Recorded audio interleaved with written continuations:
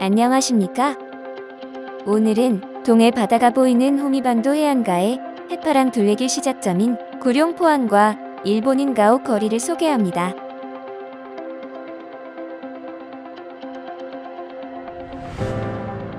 구룡포는 지리적으로 산세가 험하여 육로로 왕래하거나 사람들이 거주하기에 척박하여 조선 후기까지만 해도 몇 가구 없는 조그마한 어촌마을이었습니다.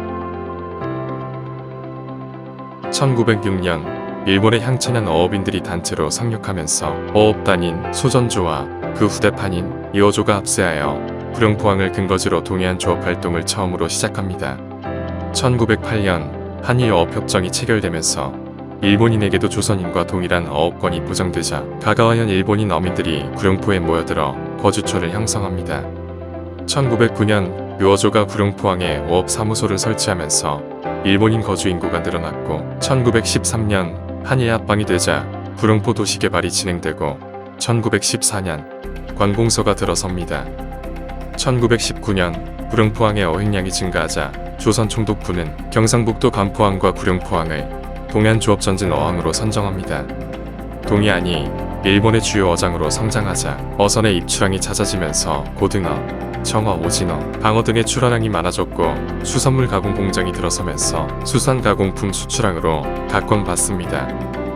구룡포항이 동해안 주요 어항으로 발전하자 조선 총독부는 1923년부터 1926년에 걸쳐 총 공사비 35만 원을 들여 길이 182m 방파제 축항 공사를 준공합니다.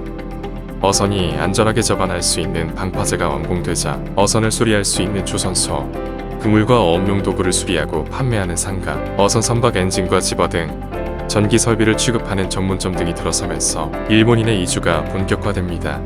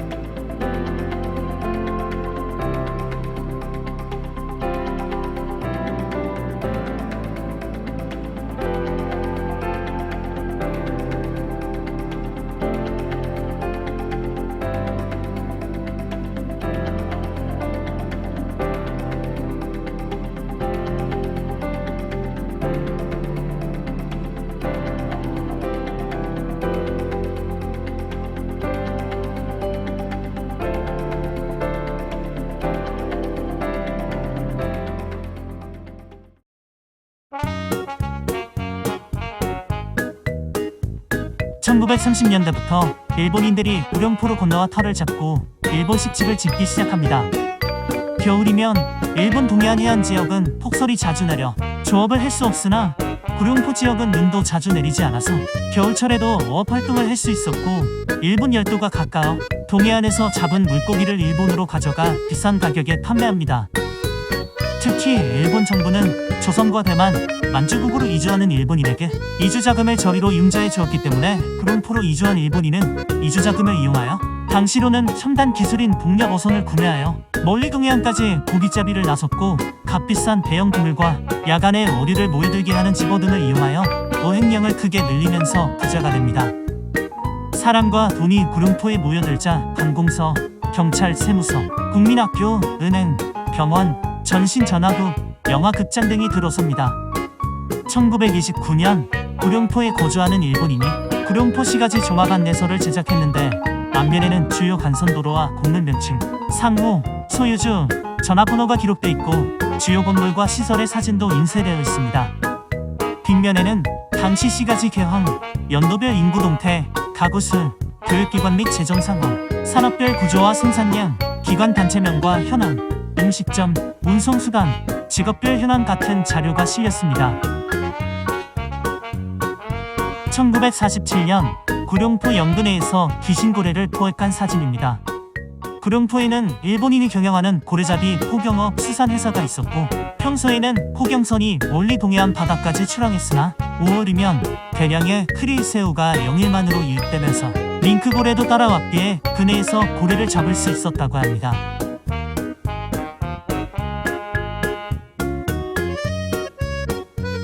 (1932년경에는) 구룡포 거주 일본인 287가구 1,100명을 넘었고 신사에 올라가는 계단 측면에 세워진 공원비가 120개에 달했다고 하니 당시 그 화려한 성세를 짐작해 볼 수 있습니다. 1934년 구룡포항에 입출항 목적으로 등록된 선박이 1955척, 톤수가 13만 9,182톤에 이르러 경북 영일만에서 포항 다음과는 큰 항구로 발전하고 1942년 경북에서 11번째로 읍으로 승격합니다. 1945년 해방이 되자 구룡포 거주 일본인은 어선을 이용해 일본 고향으로 귀국했고 일본인 상가와 가옥들은 모두 비어집니다.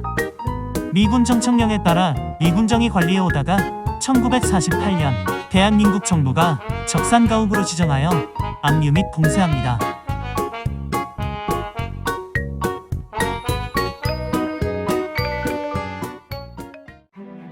1950년 북조선 괴뢰군의 무력 기습 남침으로 한국전쟁이 발발하여 포항의 형산강 이북 지역은 전쟁으로 포항 도심이 폐허가 되었으나 구룡포 지역은 북조선 괴뢰군이 침범하지 않았기에 일본인 가옥거리가 파괴되지 않았습니다.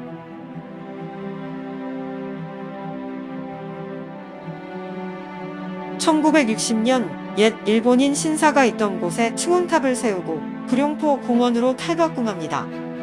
돌계단 옆으로는 신사 건설에 기부금을 제공한 일본인 이름이 돌기둥에 새겨졌으나 지금은 시멘트로 가려졌습니다.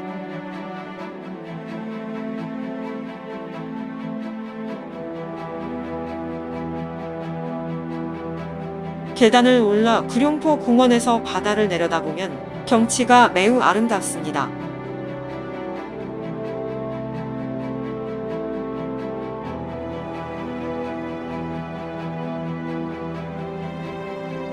구룡포 공원에는 구룡포의 어원인 9마리 청룡 동상이 세워져 있습니다.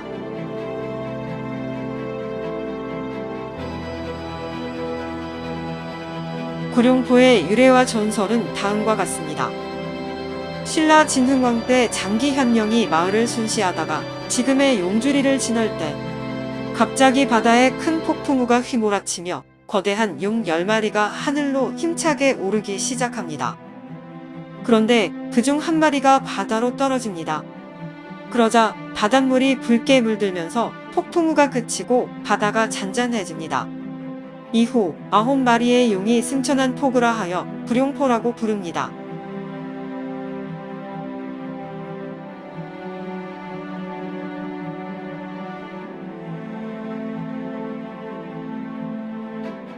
용은 상상의 동물로 중국보다는 인도의 뱀을 숭배하는 신화에서 전래한 것입니다. 뱀을 숭배하는 신앙과 중국의 도철문의 도상 등이 결합하여 현재의 용이라는 상상의 동물을 만들어냅니다. 중국 문헌인 광화를 보면 용은 9가지 동물이 조합된 모습입니다. 머리는 낙타, 돌은 사슴, 눈은 토끼, 귀는 소, 목덜미는 뱀, 배는 큰 조개, 비늘은 잉어, 발톱은 매, 주먹은 호랑이입니다. 이렇게 모든 동물의 모습을 다 가진 용이야말로 전지전능한 존재임을 알 수 있습니다.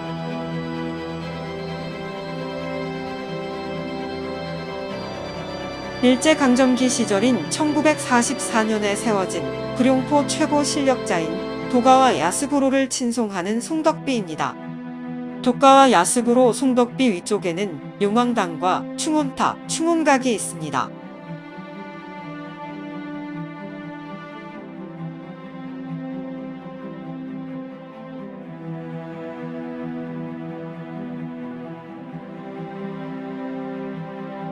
계단을 오르면 계단 양쪽에 코마이누 한 쌍이 앉아 있습니다.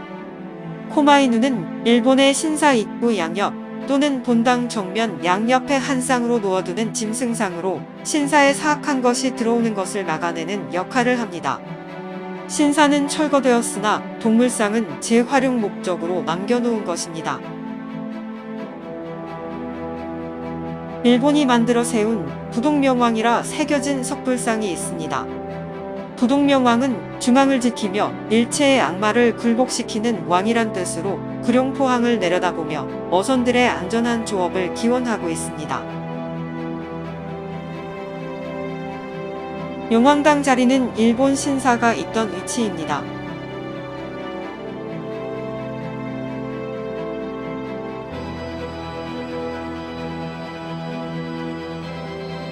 구룡포 어민들의 풍어와 안전 조업을 기원하기 위해 일본 신사를 철거하고 용왕당을 건립합니다.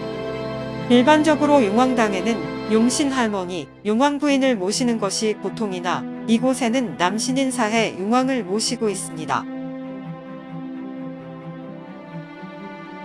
구 충혼탑 기단 옆에는 일본 신사 초석과 초오지와 포탄 모양의 돌조각이 놓여 있습니다.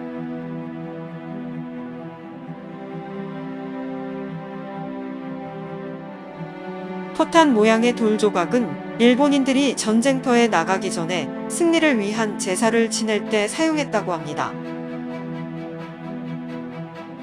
초오지야는 신사 참배자가 손이나 입을 깨끗이 씻을 수 있도록 물을 받아두는 곳입니다.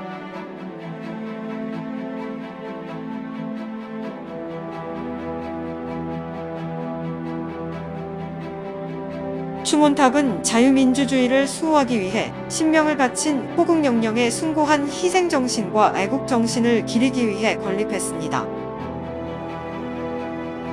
충혼각에는 전몰군경 235인의 호국영령의 넋을 기리기 위해 위패를 모시고 있습니다.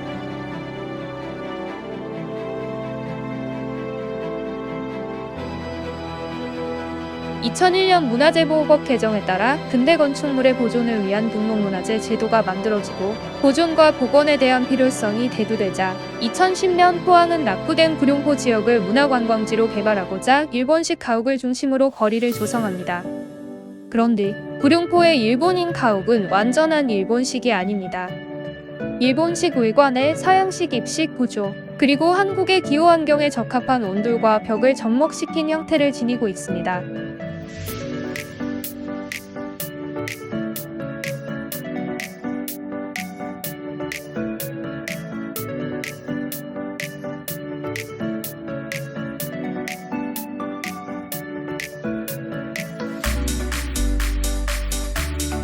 구룡포에서 큰 영향력을 가진 인물이었던 하시모토의 집을 근대 역사관으로 활용하고 있습니다. 깔끔하게 정돈된 일본식 정원이 있고 다다미방과 신이나 부처 등을 모셔두는 신성한 공간인 도코노마, 장식장인 도코가시라, 그리고 대문 입구에 설치된 생선 소금절임용 간독 등을 확인할 수 있습니다. 방안은 한국식 온돌입니다.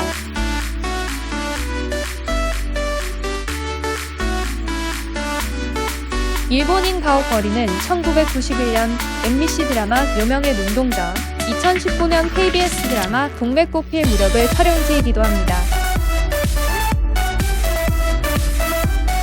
포항이 역사적 발자취에 관심 있는 분은 김진홍 선생님이 출간한 일제의 특별한 식민지 포항 책자를 참고하시기 바랍니다. 1930년 중반 일본인이 출간한 포항지를 번역하고 첨삭하여 만들었습니다. 수고하셨습니다. 조선 말기는 극악한 신분 사회로 동족을 노예로 삼는 노비제도와 일반 백성은 글을 읽고 쓰는 교육 기회가 없고 선진 문물이 원천 차단된 쇄국 정책으로 일반 백성은 세상의 변화를 알 수 없었기에 북조선 전체주의 김씨 왕조처럼 빈곤과 가난으로 살아가야 했습니다. 이후 조선 왕조는 일본의 귀족 칭호를 받고 국권을 일본으로 넘기면서 일본의 식민지가 된 것입니다. 이제는 자유민주주의 대한민국을 어떻게 보존하며 국가 발전에 이바지해야 할지 생각해 보아야 할 것입니다. 감사합니다.